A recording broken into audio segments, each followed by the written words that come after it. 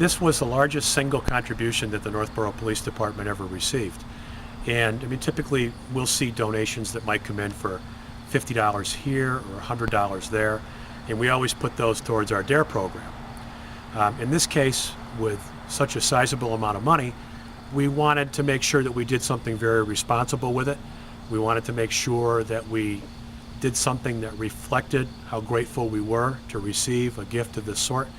We're very satisfied that we've done that in this case, but we also want to be able to demonstrate that for those people who choose to make contributions to the Northborough Police Department, that we are very concerned in selecting items that we're going to purchase that are meaningful and special and things that we can't in our ordinary budget afford to purchase. Package and remove bag.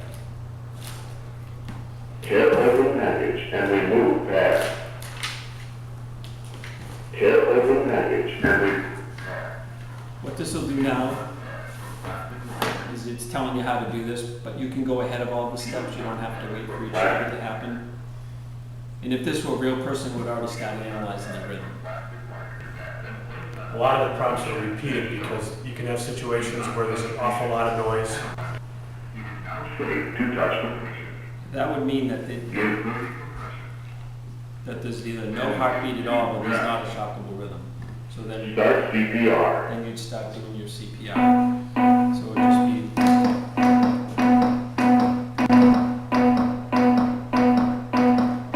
give breath. Give breath.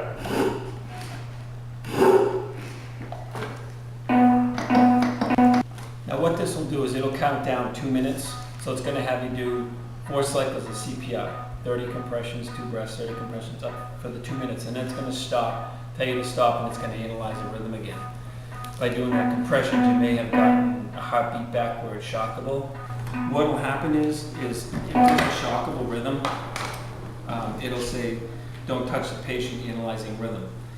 If it determines that there's a shockable rhythm, in other words, the person's like in V-fib, which means the heart's just quivering, it's not pumping enough blood to supply any of the vital organs with oxygen, it'll tell you that it's shock advised. And when you hear that, it tells you to stand clear, and then the unit's going to charge up to the energy that's delivered for the first shock. And in this particular unit that we bought, it's fully automated, which means we don't have to push a button to deliver the shock. So once the charge is up to where it's supposed to be, it's going to automatically deliver that shock. So it's important that everyone listen to the prompts when it says stand clear, because it'll give it the shock as soon as it's charged fully.